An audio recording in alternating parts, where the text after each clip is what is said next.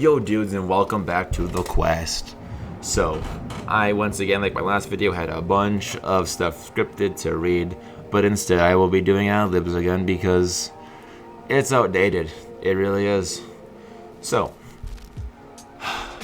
yes, time to talk about the one game. I don't know if it's even like my best jam game in a minute or the best project, but it definitely pushed me the hardest, and I pushed myself the hardest to admit this, as much done as possible, and I am honestly very high-key impressed with it. This, of course, is Shiba Quest. Now, I know another game with Quest in the title. Like, I'm trying to take a bite from Dragon Quest. Shut up, phone. I'm trying to get a bite from Dragon Quest, but I just happen to like the word, and it works out. So, Shiba Quest was my jam entry into Godot Wild Jam number 32. Now, when Godot Wild Jam number 32 came up, I was like, I finished number 31. Indie Quest, bad project, bad game, bad take. But hey, I finished it though. And then I finished Roguestar. This is a 2 for 2 so far. I was like, you know what? I've neglected my Godot community's jam for way too long. So I, once again, applied. And this time, I was out for blood.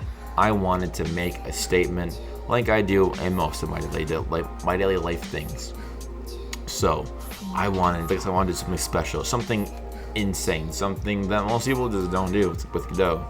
I was tired of reading comments that Godot wasn't a real engine, or Godot was a kid's engine, or it's like child's play. And I want to show them that you can code and make some cool ass stuff in Godot. The matter is, do you want to spend the time to actually do that?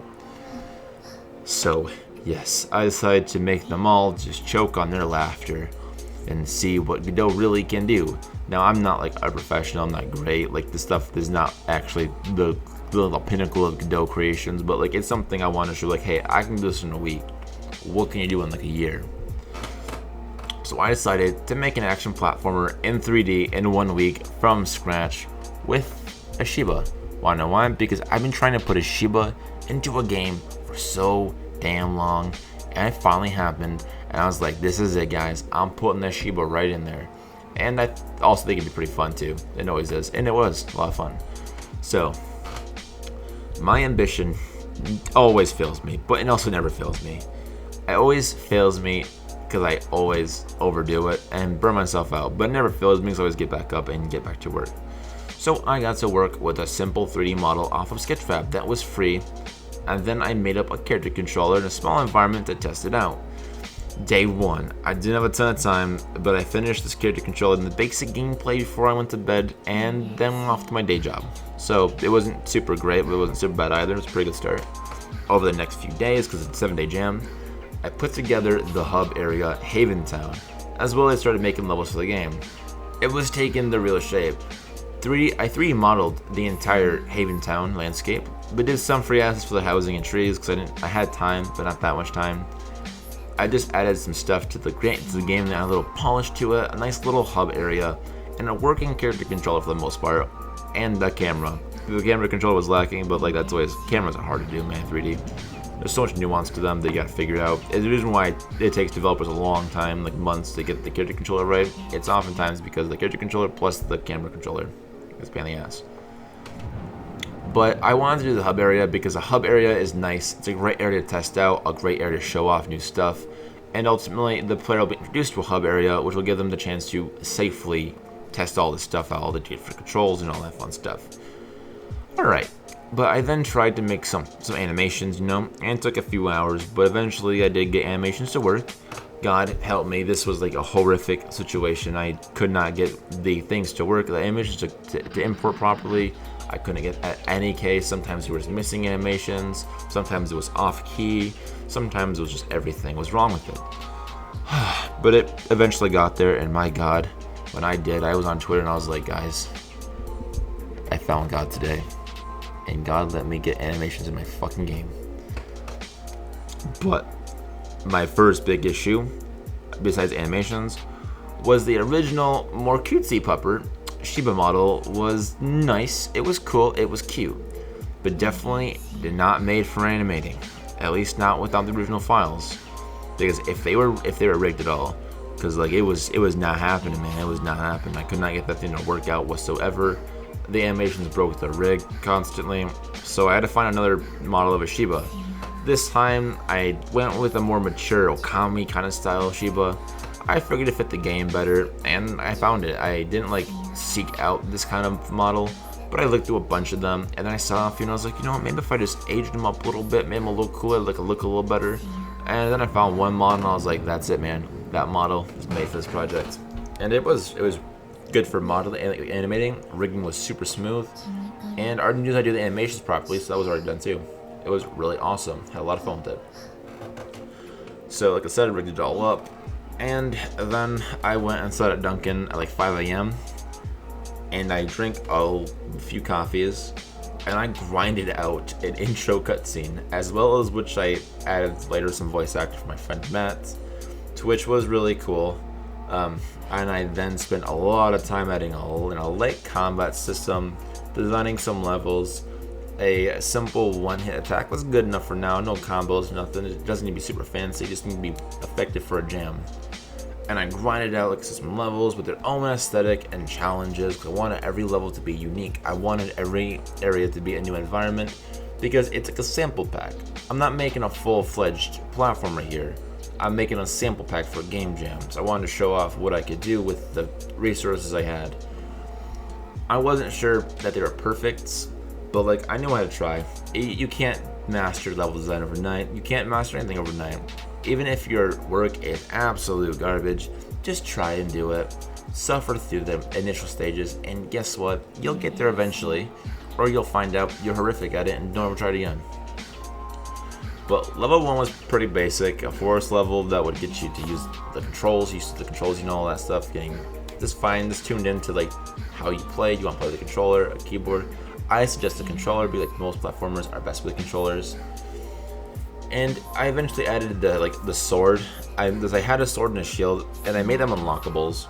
The shield never made in the game, spoiler alert, but the sword actually did. And you have to unlock the sword in the forest level, which is the first level. Because I put in the first level to make the first level, the entrance to the game, really just hard hitting, nice. Plus I wanted to add in more cool stuff into the other levels that required a sword. So I made a Zelda style animation for it towards the end. At this point I was just putting in the effort to make some base levels. The next level, it was like a desert level. That at first was just some platforming with the sand being quicksand, which is pretty interesting. I was honestly impressed with that game not working at all, and it works really well actually. However, it just wasn't too imaginative or fun or challenging, so I really tried to do anything and everything to make this area much less sufferable and just more cool looking, something more memorable. So I added first a trigger crystal that would trigger an action, and I made it so that it works, so that it just sends a signal into Godot saying, hey, an action occurred. That way you can use it for anything in Godot. It's like super diverse. Anyways, so somewhere in the world of the scene, for a duration of time, or you do it for infinite time, whatever you want to do, so settings for that one. So trigger an event. I modeled and set it all up in like 10 minutes actually. It wasn't that hard. But then I redesigned the level, so it was sinking, like a sinking and rising desert that made you feel a sense of magic and awesomeness. Something that just felt more complete and thoughtful. Because after a while, I was like, bro, this sucks. And then when I got to the overworld design, I was like, bro, this sucks. I added a few things to the overworld, these pillars I'd made. And I was like, dude, that looks dope. I'm gonna add that to the level. And then I just kind of spiraled out of control from there and turned into like this sinking temple thing. It was cool. And now that I think about it, I can make it way cooler. But it was still pretty good from where it started at anyways.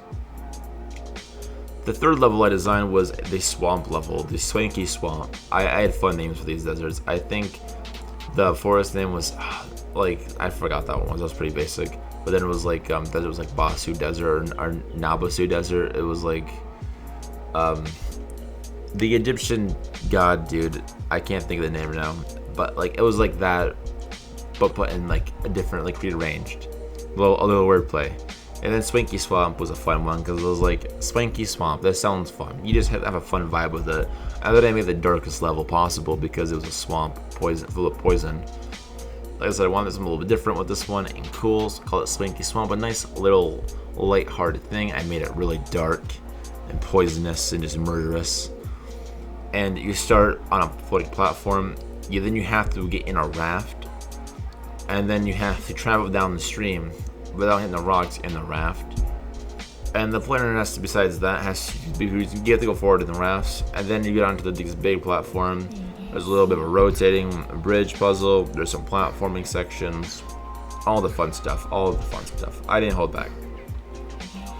It wasn't perfect. It wasn't amazing, but it was a pretty cool and took some time to make. You know, like there's like a few different raft parts in it. It was a pain in the ass to get going. It took a minute to get that all working, but it was well worth it to me, anyways. I got some good pictures out of it. I got a good experience. I'm happy with it.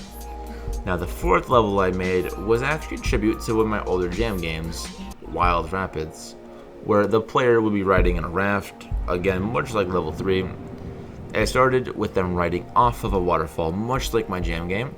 Then they'd be dodging obstacles to finish level, which this level was the first to finish. It was like the feature that actually the Shiba coin collectible, which I don't even actually add to anything else in the game. So it's the only level with Shiba coins in it. And it also has ramps that I wanted to add into the Wild Rapids jam game actually, but I just could not get it to work. I was running out of time at that point, and I just was like, at that point I was still very much underskilled compared to what I am now. But I get it this time. I got it to work, and I was very excited about it. This one though took some time. I redo the whole raft controls and everything. It was such a pain in the ass, but it was so well worth it. And they were also, like this one, like the level 3 raft, were actually developed for this level. Like I had done the 4th level, and then I went back to level 3 and I was like, damn, let's use some rafts. Then I modified it a little bit to work with the rafts, and it was a pain in the ass. I had to redo everything for that level. Like I did a lot of work, hours of work, to make this work between the 2 levels very well. But it was well worth the effort because they're super cool levels in my opinion. And they're really diverse in gameplay too, which is really important for me. Like having some diversity in gameplay keeps it fresh, keeps it fun. And nothing gets more boring than a game that has like no switch up at all. But the 5th level was a mountain level that was themed with verticality. I was thinking Mario, Donkey Kong, something fun. Doesn't have to make sense, just something fun and cute and kind of out there. So like I said, I made a fun, vertical, winding level that was fun to look at. And it was fun to look at, it was fun to play, right? Kind of. It took some modification, but it was pretty good after. I haven't touched it up yet, since all this, which, there's probably still some weird stuff in it that doesn't really work out, but a decently fun level. And the idea was simply verticality and mountain. The last level I made was a cavern level, which I wanted to make cool and unique. Like every level, but I wanted to make this one different, because every level, for the most part, is open, it's wide. Even the swamp, it's dark, but it's still very open. So I wanted to make this one a little more claustrophobic. I had this whole, like, cavern theme, like more caved in, closed in, a cave, make it feel more claustrophobic. And I had big plans for this level. Like, this was my, last level to design, so I was like, it's easy, right? Last level. But at this point, I was once again behind. And I had to do so much with such little time left. But I made a cavern level where you had to jump over endless death falls. Like you just fall to your death, And then I used falling platforms and then more falling sequences where the camera goes down. And it was like the camera will go top down, you're falling, and you have to dodge the crystals and not hit them or you can die from them. And that was a pretty cool twist. For one, moving platforms, I can never get to work from my former 3D project for a platformer. The fact that falling platforms worked pretty well this time around, I was ecstatic about that much. Now with the dodge and the crystal part, I wanted a way for the player to move between sequences. I wanted the player to move downward, you're going deeper into the core of this cavern. But I wanted to keep this sense of magical, some whimsical fantasy. I wanted something cool still. I wanted to make it to stand out and not just be another cave level that everyone dreads. So I had this idea of you would fall down these pits it would go top down so you can see above your character, and you have to like do like a little free fall section and dodge crystals that were growing out of the ground. It was kind of a difficult to get going because all the controls and everything at this point and lack of time, and it was a pretty good challenge. But it has a unique feel to it. Twitter liked it and I liked it, and it was cool. But at that point in time, there was so much polish to add, so much to finish. Like, it was playable, it was finishable with some other cuts, but like I was dead. I was out of energy, and a few hours left. So I bit the bullet. I walked home from Duncan, and I was like, I'm not gonna do this. I'm not gonna take a nap. I'm gonna go right back to work and finish this hard and strong. But then when I got back, I was like, bro, I cannot lift my head right now. Like, I am just dead tired. I was like, I set an alarm on my phone. I was like, I'm gonna wake up in like 2 hours. I think I have like 3 or 4 hours left. It wasn't be left with that much time, but I could finish it up at least. So I crashed in my bed, and I did not wake up. I was dead, and I missed my deadline, which honestly was kind of on purpose. I know why it's my alarms or anything, but I did not really intend to wake up. I knew that if I didn't finish the game now, I wasn't going to.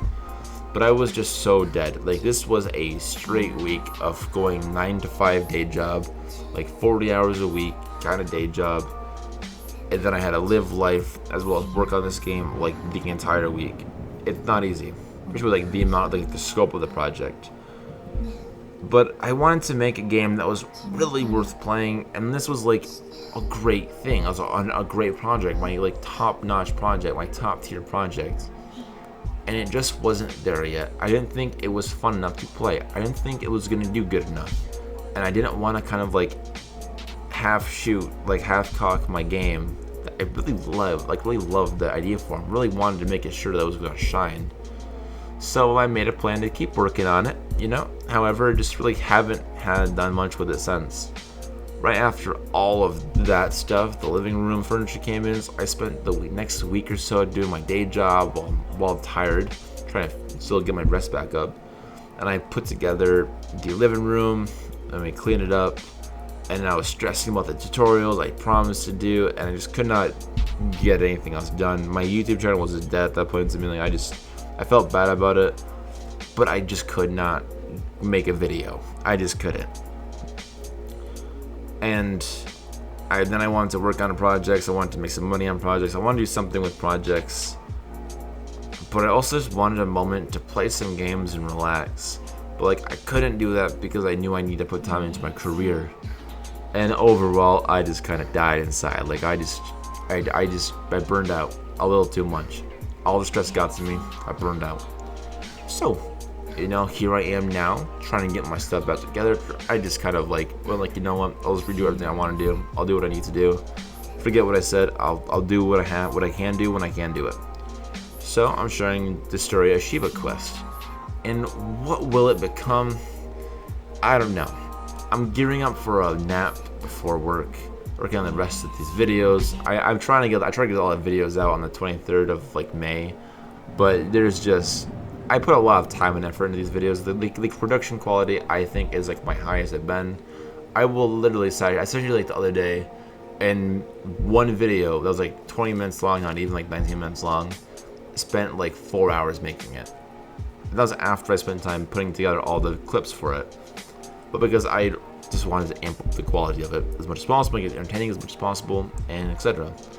I want to deliver my promises and show you all like my vision. It's like, here's to the future, like what's it gonna look like, how good's the video gonna be, and I'm trying to make the best videos I possibly can. So if you do enjoy this kind of videos, hit like, and it will help boost my algorithm presence on YouTube, which is great. It brings more people here. If you don't though, then dislike it, because honestly, it is needed to grow. We need to be honest to grow. Maybe even leave a comment why you didn't like the video, or throw me a DM on Twitter if you're more comfortable with that kind of anonymity in a way, because it's also important to know why people dislike the video. And if you're new and are feeling stock content creation really is what your style is, what you like, then hit subscribe and join the community, because it's not slowing down. This is just the beginning of my shenanigans and craziness. So have a great day, dudes, and even if you're looking just down, pull yourself up, put on a good song, and just try and have a good day. Let the stress go. Stress does nothing for you but make everything worse. And I'll see you guys in the next video.